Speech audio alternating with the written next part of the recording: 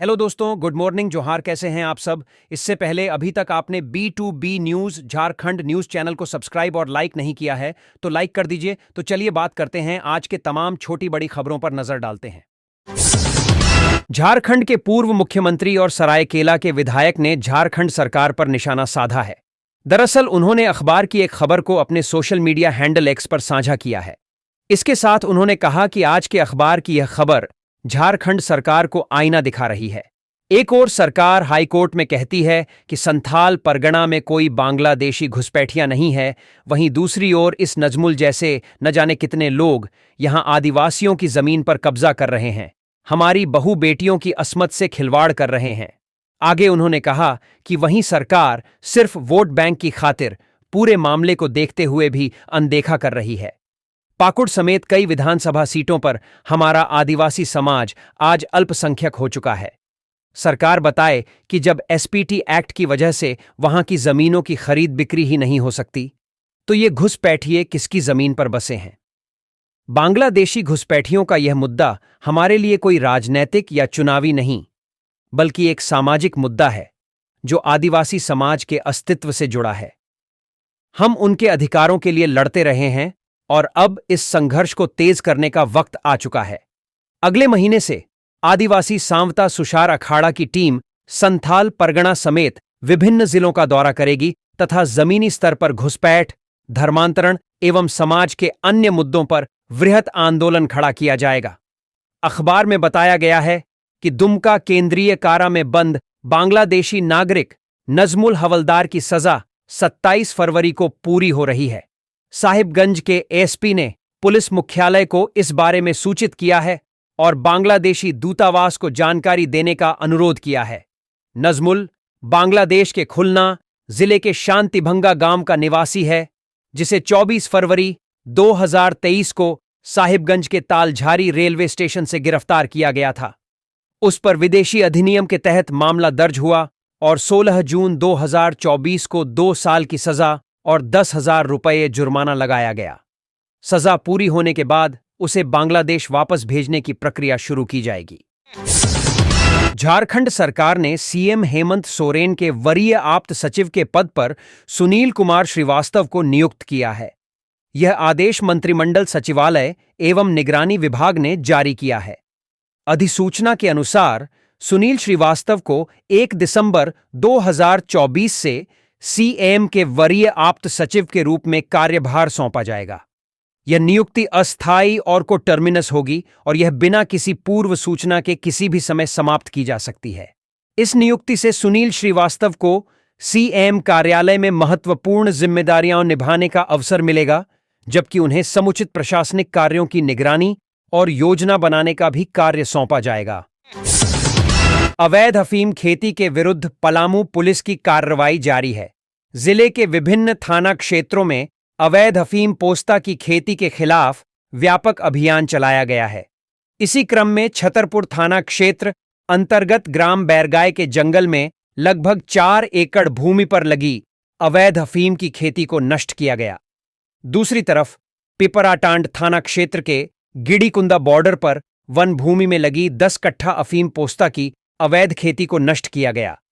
वहीं पांकी थाना क्षेत्र के जांझो एवं पोरसम में कुल लगभग 5 एकड़ भूमि पर लगी अफीम पोस्ता की खेती को विशेष अभियान के तहत विनष्ट किया गया। बता दें कि पलामू पुलिस अवैध नशे के कारोबार एवं उसकी खेती के खिलाफ सख्त कार्रवाई कर रही है। आम जनता से अपील है कि वे अवैध खेती एवं नशे के व्यापार से संबंधित किसी भी गतिविधि की सूचना तुरंत पुलिस को दें, ताकि समाज को नशा मुक्त और सुरक्षित बनाया जा सके। साहिबगंज जिले के बड़हरवा दिग्घी मुख्य मार्ग पर स्थित इंडियन ऑयल के पेट्रोल पंप पर बुधवार को शेड में वेल्डिंग का काम कर रहे युवक की करंट लगने से मौत हो गई। मृत युवक का नाम इमाम अंसारी है। वह बड़हरवा थाना क्षेत्र के हरिजन टोला का रहने वाला था। वह शेड के ऊपर चढ़कर वेल्डिंग कर रहा था। तभी बिजली तार के संपर्क में आ गया और मूर्छित होकर करीब 20 फीट ऊंचाई से जमीन पर गिर गया। आनन फानन में उसे बड़हरवा सीएचसी ले जाया जा रहा था। रेल फाटक बंद होने के कारण अस्पताल पहुंचने में काफी देरी हुई। सीएचसी पहुंचने पर डॉक्टर ने उसे मृत घोषित कर दिया। घटना की जानकारी मिलते ही रांगाव बड़हरवा थाना की पुलिस ने अस्पताल पहुंचकर मामले की जानकारी ली। रांगा थाना में यूडी केस दर्ज कर पुलिस जांच में जुट गई है। मधुपुर कोडरमा रेल सेक्शन के जमुआ रेलवे स्टेशन पर सुरक्षा व्यवस्था कड़ी कर दी गई है। बुधवार को महाकुंभ स्नान के लिए प्रयागराज जाने वाले यात्रियों की भारी भीड़ को देखते हुए स्टेशन पर रेलवे पुलिस के अलावा जमुआ व हीरोडीह थाने की पुलिस की भी तैनाती की गई है। झांत हो कि पिछले सप्ताह महाकुंभ जाने के लिए स्टेशन पर पहुंचे यात्रियों की भीड़ ने गोड्डा दिल्ली ट्रेन साप्ताहिक ट्रेन पर पथराव कर दिया था। इसे देखते हुए ही स्टेशन पर यह व्यवस्था की गई है। जमुआ स्टेशन पर बुधवार को गोड्डा दिल्ली साप्ताहिक ट्रेन के आने से पहले पुलिस के अधिकारियों ने लाउडस्पीकर से यात्रियों को हुड़दंग नहीं करने की हिदायत दी। कहा कि जो भी ऐसा करते पकड़े जाएंगे उन पर कानूनी कार्रवाई की जाएगी। जैसे ही ट्रेन स्टेशन पर पहुंची, ट्रेन की सभी बोगियां पहले से ही खचाखच भरी थीं। जमुआ स्टेशन पर कुछ ही यात्री किसी तरह ट्रेन पर चढ़ पाए, बाकी यात्रियों को घर लौटना पड़ा। दलमा के जंगलों में भटक रहे बाघ को पलामू टाइगर रिजर्व पीटीआर लाने की तैयारी की जा रही है, जिसके लिए वन विभाग ने national tiger conservation authority NTCA से मंजूरी मांगी है। जैसे ही अनुमति मिलेगी, बाघ को ट्रैंकुलाइज कर सुरक्षित तरीके से पलामू टाइगर रिजर्व लाया जाएगा। बाघ को दलमा से पलामू लाने की पूरी प्रक्रिया में वाइल्ड लाइफ इंस्टीट्यूट की टीम भी मौजूद रहेगी। बाघ मूल रूप से पलामू टाइगर रिजर्व का निवासी माना जा रहा है, लेकिन प्राकृतिक कॉरिडोर के माध्यम से वह दलमा पहुंच गया। पिछले कुछ महीनों से यह बाघ पश्चिम बंगाल के पुरुलिया और झारखंड के दलमा जंगलों में घूम रहा है। पलामू टाइगर रिजर्व की विशेष टीम उसकी गतिविधियों पर लगातार नजर बनाए हुए है। दलमा वन क्षेत्र मुख्य रूप से हाथियों के लिए उपयुक्त है, लेकिन यहां हिरण, चीतल, नीलगाय और बायसन की संख्या बेहद कम है। इसके कारण बाघ को अपने भोजन के लिए मवेशियों का शिकार करना पड़ रहा है। इसके अलावा दलमा वन क्षेत्र शहरी आबादी से सटा हुआ है, जिससे बाघ की मौजूदगी स्थानीय निवासियों के लिए चिंता का विषय बन गई है। पलामू टाइगर रिजर्व पीटीआर बाघों के लिए एक संरक्षित क्षेत्र है और यह सतपुड़ा जंगल तक फैले टाइगर लैंडस्केप कॉरिडोर से जुड़ा हुआ है। ओडिशा के सिमलीपाल टाइगर रिजर्व में हाल ही में इसी प्रकार का एक रेस्क्यू ऑपरेशन सफलतापूर्वक किया गया था। विशेषज्ञों के अनुसार बाघ 400 से 500 किलोमीटर के दायरे में घूमता है। अब एनटीसीए की मंजूरी और आगे की कार्रवाई पर सबकी नजरें टिकी हैं। रेलवे में नौकरी पाने की चाहत अधिकांश लोगों को होती है, खासकर जब बात टीटीई ट्रैवलिंग टिकट एग्जामिनर की हो। इस पद पर नौकरी मिलने से न केवल सम्मान मिलता है, बल्कि कई सुविधाएं भी मिलती हैं। लेकिन हाल ही में एक ऐसी घटना सामने आई है जिसे जानकर आप भी हैरान रह जाएंगे। बीजी रेलवे स्टेशन पर एक फर्जी महिला टीटीई पकड़ी गई है। पूछताछ में नहीं दे पाई मिली जानकारी के अनुसार आरोपी महिला ने टीटीई की ड्रेस पहन रखी थी, गले में फर्जी आई कार्ड डाला हुआ था और हाथ में पेन कॉपी लेकर वह यात्रियों के टिकट चेक कर रही थी। लेकिन जब उससे पूछताछ की गई तो वह अपनी पोस्टिंग और विभाग की अन्य जानकारी देने में असमर्थ रही। इसके बाद अधिकारियों ने उसे संदेह के आधार पर हिरासत में लिया। फर्जी मिले सभी दस्तावेज आरोपी महिला का नाम काजल सरोज बताया जा रहा है, जो 22 साल की है। काजल के पास जो आईडी कार्ड था उसमें उसका नाम, पता और कर्मचारी नंबर दर्ज था। लेकिन जब स्टेशन अधीक्षक अरविंद बघेल ने इसकी जांच की तो यह सब फर्जी पाया गया। वहीं काजल का कर्मचारी नंबर, पदनाम और तैनाती स्थल सभी झूठे थे। बताया जा रहा है कि पूरी घटना उस समय सामने आई जब एक महिला टिकट कलेक्टर ने वेटिंग रूम के वॉशरूम में काजल को टीटीई के रूप में टिकट चेक करते हुए देखा। महिला कलेक्टर ने तुरंत अधिकारियों को सूचित किया। इसके बाद काजल को गिरफ्तार कर लिया गया। पुलिस ने उसके खिलाफ जीआरपी थाने में मामला दर्ज किया है। फिलहाल उसे पूछताछ की जा रही है। इस मामले में अधिकारियों ने पाया कि काजल के आईडी कार्ड में उसकी जन्मतिथि 16 मार्च 2002 और नियुक्ति की तिथि 25 मार्च 2021 दर्ज थी। लेकिन रेलवे के नियमों के अनुसार टीटीई की पोस्ट पर सीधे नियुक्ति नहीं दी जाती, बल्कि टीसी टिकट कलेक्टर से प्रमोशन के बाद ही टीटीई बनते हैं। इस पद के लिए कम से कम 14 से 15 साल का अनुभव आवश्यक होता है, जबकि काजल की उम्र केवल 22 साल है। ऐसे में यह सवाल उठता है कि इतनी कम उम्र में वह टीटीई के रूप में कैसे घूम रही थी। Shri Guru Nanak public school SCGNPS की कक्षा 11 की वाणिज्य की छात्रा सूफिया नाज का चयन विजेता के रूप में किया गया। वह झारखंड की एकमात्र छात्रा थीं जिन्हें रक्षा मंत्री राजनाथ सिंह ने मातृभूमि के लिए स्वतंत्रता संग्राम की शुरुआत करने में स्वतंत्रता सेनानी मंगल पांडे के योगदान पर उनके लेखन के लिए स्वर्ण पदक और 10,000 के चेक से सम्मानित किया। उन्हें उनके लेखन के अनूठे तरीके और अपने विचारों को सुंदर तरीके से प्रस्तुत करने के कारण भारत सरकार द्वारा चुना गया। पूरे देश में 100 छात्रों का चयन किया गया, जिसके बाद इन सभी को दिल्ली में सम्मानित किया गया। उनकी मां रूमी परवीन ने अपनी बेटी को आकार देने और उसमें नैतिक मूल्यों को विकसित करने में महत्वपूर्ण भूमिका निभाई है। पुरस्कार प्राप्त करने के लिए झारखंड से नई दिल्ली तक की उनकी यात्रा उनके लिए एक अविश्वसनीय स्मृति है। स्कूल और उनके शिक्षकों ने हमेशा उनकी पढ़ाई में सहयोग किया है। प्रधानाचार्य हरजाब सिंह और स्कूल प्रबंधन समिति को सूफिया की उपलब्धि पर गर्व जताया एवं हेडमिस्ट्रेस मधुश्री, शिक्षक संजय कुमार दुबे, सुलेखा सिन्हा, राजेश सिंह और इंद्रपाल सिंह की सराहना की, जिन्होंने इस प्रतियोगिता और बच्चों में प्रोत्साहन देने का काम किया, जिससे पूरे विद्यालय का नाम राज्य में रोशन हुआ। हेलो दोस्तों, गुड मॉर्निंग, जोहार। कैसे हैं आप सब? इससे पहले अभी तक आपने B2B news Jharkhand news channel को सब्सक्राइब और लाइक नहीं किया है तो लाइक कर दीजिए। तो चलिए बात करते हैं, आज के तमाम छोटी बड़ी खबरों पर नजर डालते हैं। मनातू प्रखंड क्षेत्र अंतर्गत पंचायत रंगिया के राजखेता गांव के जंगल से पुलिस ने 2 लोगों का शव बरामद किया। सूचना मिलने पर पुलिस दलबल के साथ पहुंची। राजखेता गांव के जंगल में पहुंचकर पुलिस शव को अपने कब्जे में लेकर छानबीन में जुट गई। वहीं पुलिस को एक बंदूक का टूटा हुआ बट्ट भी मिला। बताया जाता है कि गोली मारकर और टांगी से काटकर की इनकी हत्या की गई है। इसमें एक की पहचान मनातू थाना क्षेत्र के चुनका निवासी दिनेश यादव पिता चनर यादव के रूप में किया गया है। जहां पर हत्या हुई है वहां से कुछ ही दूरी पर पोस्ता की खेती लगी हुई है। भाजपा के प्रदेश प्रवक्ता रमाकांत महतो ने हेमंत सोरेन एवं उनकी सरकार को आड़े हाथों लेते हुए कड़ा प्रहार करते हुए कहा है कि हेमंत सोरेन झारखंड में अबुआ दिशुम अबुआ राज नहीं बल्कि अबुआ दिशुम दिकू राज स्थापित करना चाहते हैं। यही कारण है कि राज्य में बनी लोकप्रिय नियोजन एवं स्थानीय नीति को निरस्त कर बगैर नीति बनाए बाहरियों को नौकरियां बेच रही हैं। साथ ही सरकारी पैसा जो जनता की गाढ़ी कमाई है अपने चेहरे चमकाने के लिए विज्ञापन में पानी की तरह बहा रहे हैं और सरकार ढिंढोरा पिट रही है कि हम झारखंडी युवाओं को नौकरियां बांट रहे हैं, जो सत्य से परे है।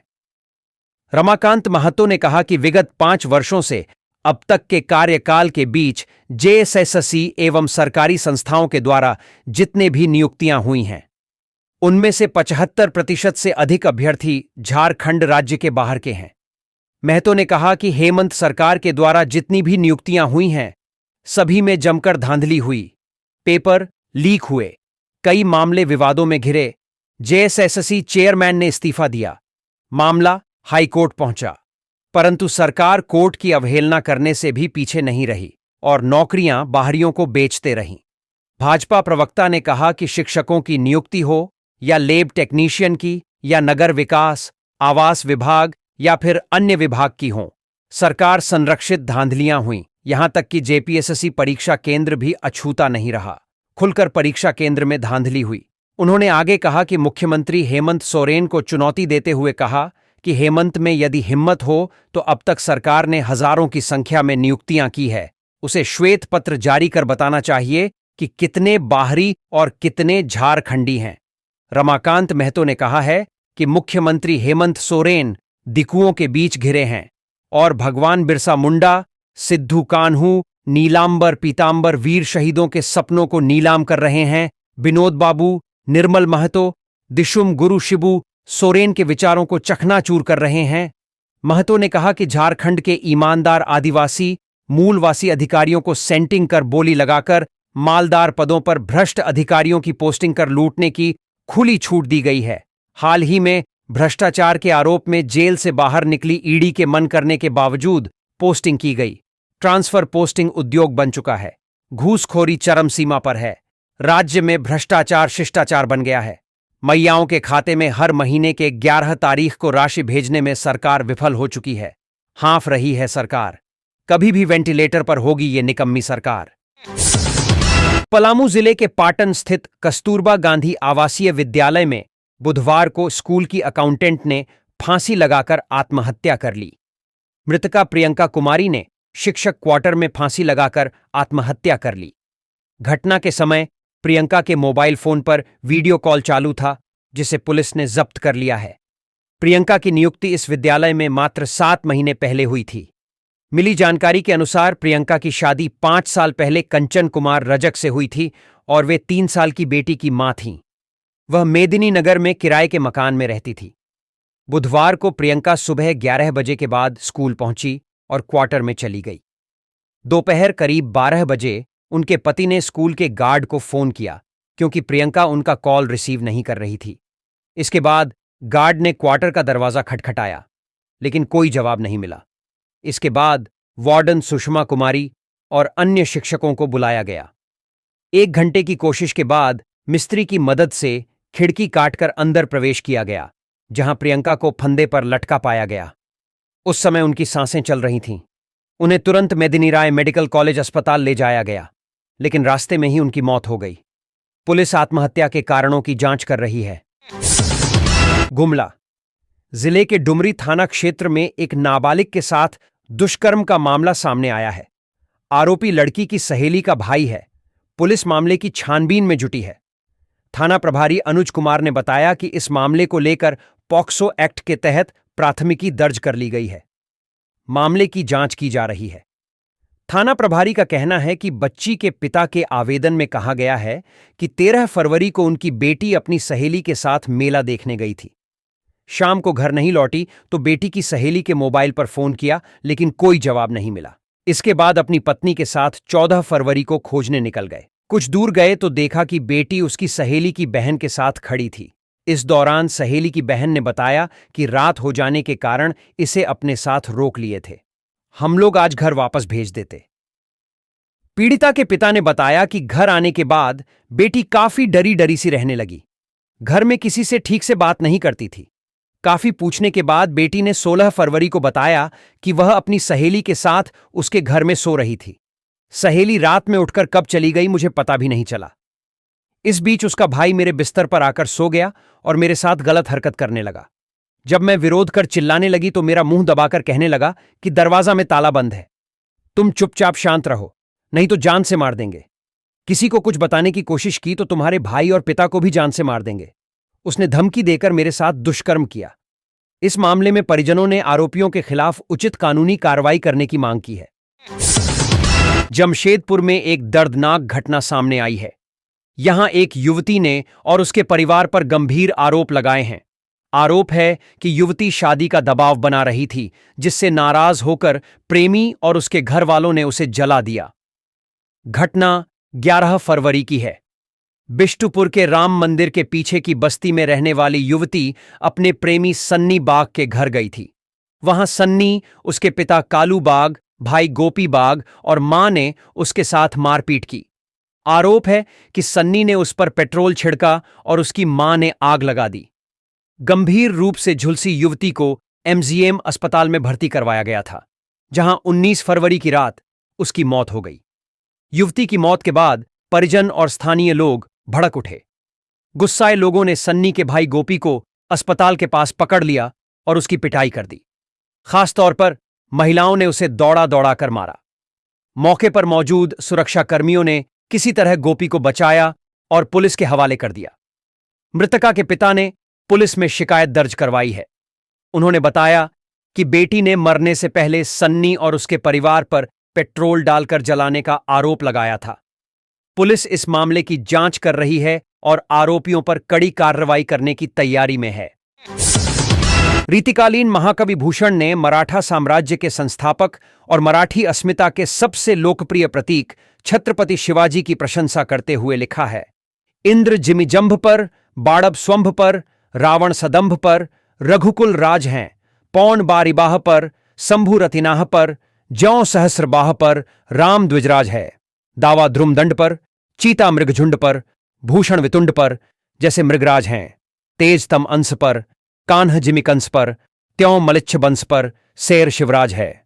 जिस प्रकार जंभासुर पर इंद्र, समुद्र पर बड्ढवानल, रावण के दंभ पर भगवान राम, बादलों पर पवन, रति के पति अर्थात कामदेव पर शंभु, सहस्रबाहु पर परशुराम, पेड़ों के तनों पर दावानल, हिरणों के झुंड पर चीता, हाथी पर शेर, अंधेरे पर प्रकाश और कंस पर कृष्ण भारी हैं, उसी प्रकार म्लेच्छ वंश पर शिवाजी शेर के समान हैं।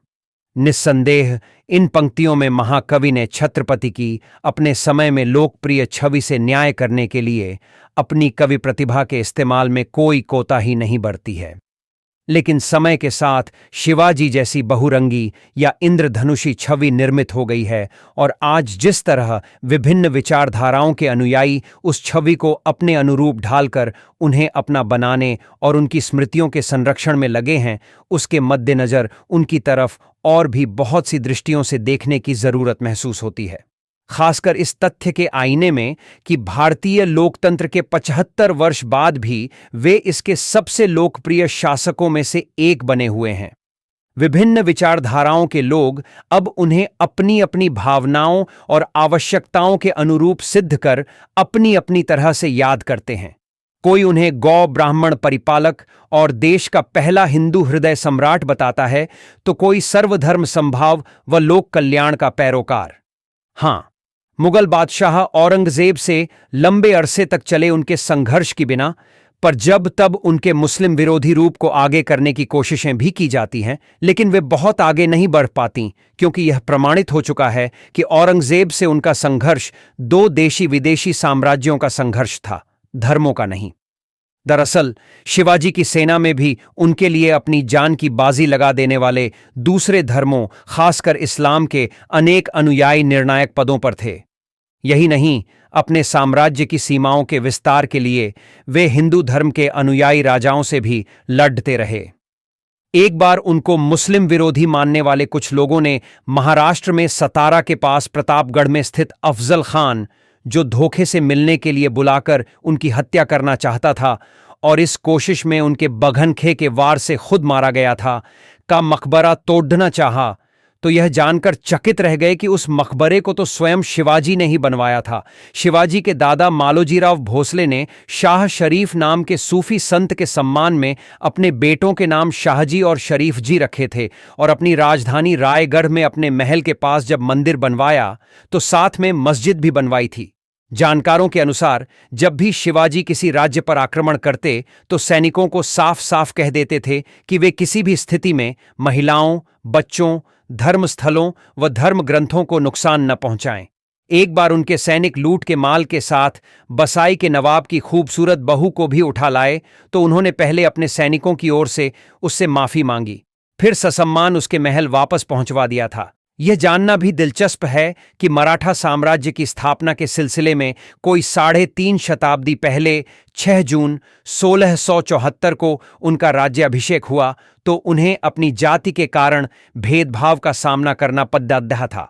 वर्ष 1630 में 19 फरवरी को कुसूर के शिवनेरी फोर्ट में माता जीजाबाई और पिता शाहजी भोंसले की संतान के रूप में जन्मे शिवाजी के कुलगोत्र को लेकर संशय के शिकार स्थानीय रूढ़िवादी ब्राह्मणों ने उनका राज्याभिषेक कराने में हिचक दिखाई तो इसके लिए विशेष दूत भेजकर बनारस से पंडित गंगभट्ट को बुलाया गया, जिन्होंने वैदिक रीति से राज्याभिषेक संपन्न कराया। इतिहासकार बताते हैं कि उस समारोह में 50,000 से ज्यादा लोग शामिल हुए थे और वहीं शिवाजी को छत्रपति की उपाधि दी गई। पहले कई मराठा सामंत शिवाजी को राजा या महाराज नहीं मानते थे, लेकिन राज्याभिषेक के बाद हाथियों को सजाकर भव्य शोभा यात्रा निकाली गई, जिसमें एक हाथी पर बैठकर शिवाजी रायगढ़ की सड़कों पर निकले तो भावभीने स्वागत के बीच उन सब ने उन्हें अपना महाराज स्वीकार कर लिया।